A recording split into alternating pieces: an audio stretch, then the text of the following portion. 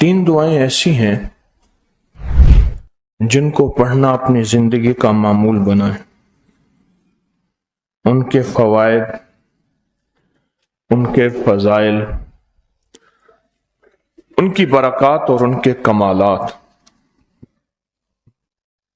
زندگی میں بہت زیادہ ضروری ہیں، اور آج کے فتنوں کے دور میں ان کی برکات ہماری زندگی کی، ہمارے دن رات کی اشد ضرورت ہے. حدیث میں آتا ہے جو شخص نماز فجر کے بعد 3 مرتبہ سبحان اللہ العظیم و بحمدہ پڑھیں، سبحان اللہ العظیم و بحمدہ، سبحان اللہ العظیم و بحمدہ، سبحان اللہ العظیم و بحمدہ، جو پڑھے گا وہ 3 بیماریوں سے محفوظ رہے گا. اندھا نہیں ہوگا، کوڑ جلدی بیماریاں نہیں ہوں گی، اس کو جلد کی کوئی بیماری نہیں ہوگی، معذور نہیں ہوگا، فالج نہیں ہوگا. انسان ساری زندگی ایک دعا کرتا ہے، مولا بستر چارپائی کا محتاج نہ کرنا، کسی بندے کا محتاج نہ کرنا. منجے اور بندے کسی کا محتاج نہ کرنا. جو شخص فجر کی نماز کے بعد، جیسے کہ تسبیح خانے میں اس کا اہتمام اس لیے کرایا جاتا ہے کہ یہ ہماری طبیعتوں، مزاجوں، بولوں اور جذبوں میں آ جائے اور ہم اس کو روزانہ پڑھنے والے بن جائیں اور روزانہ پڑھنا اس کو اپنا معمول بنائیں. سبحان اللہ العظیم و بحمدہ،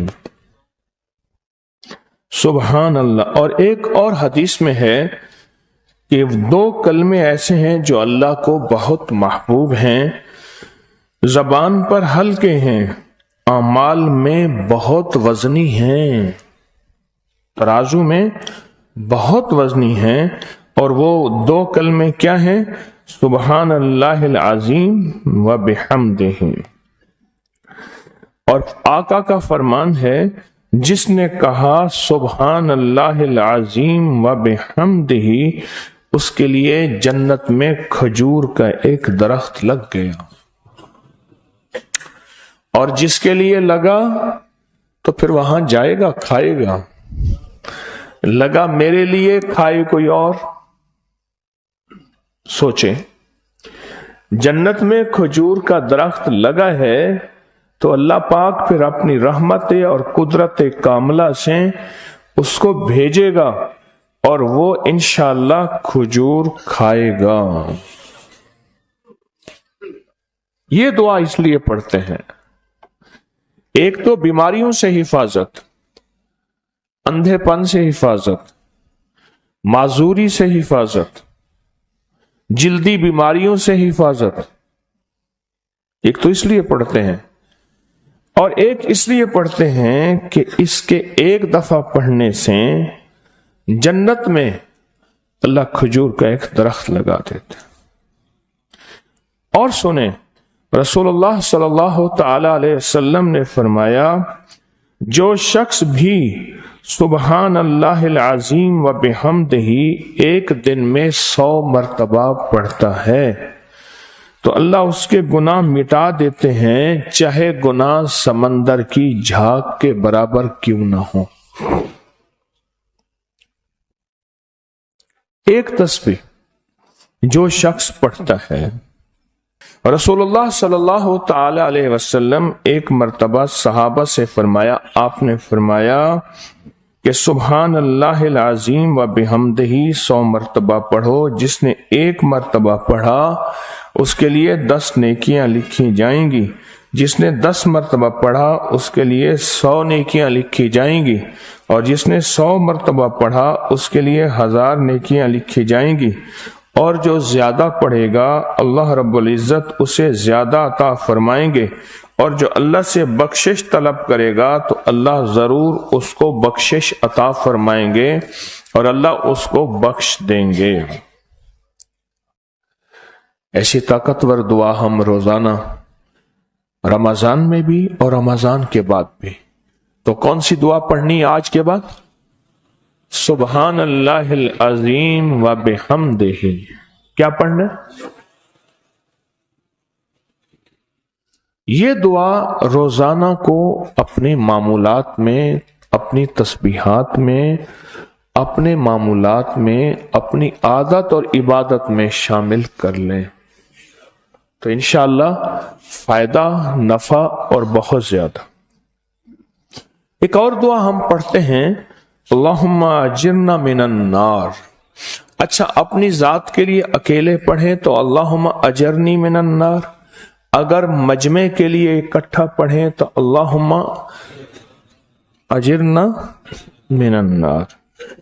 فرمایا حدیث میں ہے کہ جس شخص آپ ایک دفعہ فجر کی نماز سے فارغ ہوں تو کسی سے بات کرنے سے قبل اللہم اجرنا من النار، اے اللہ مجھے آگ سے بچا لے، پڑھ لیں تو فرمایا اگر اس دن اس کو موت آ گئی تو اللہ اس کو آگ سے بچائے گا.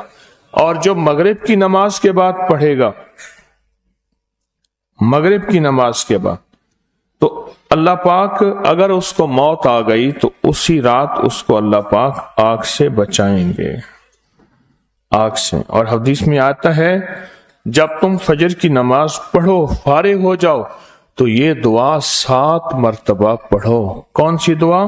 اللہم اجرنا من النار، اللہم اجرنا من النار، اللہم اجرنا من النار، اللہم اجرنا من النار، اللہم اجرنا من النار، اللہم اجرنا من النار، اللہم اجرنا من النار، اللہم اجرنا من النار، اللہم اجرنا. یہ دعا بخار کا بہت زبردست علاج ہے، جس کو بخار نہ چھوڑتا ہو. یہ دعا ہائی بلڈ پریشر کا زبردست علاج ہے. یہ دعا غصے کا علاج ہے.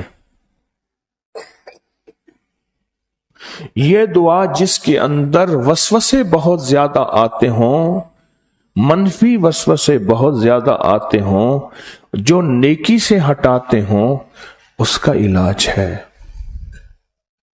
اللہم اجرنا من النار.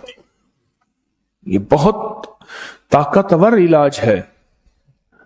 جس کا بلڈ پریشر ہائی رہتا ہو، جو بہت زیادہ ہر وقت غصے میں رہتا ہو، جس کا جسم بہت گرم رہتا ہو. جیسے رات ایک صاحب کہنے لگے کہ مجھے گرمی میں سے خوف آتا ہے، سردی میں مجھے راحت ملتی ہے.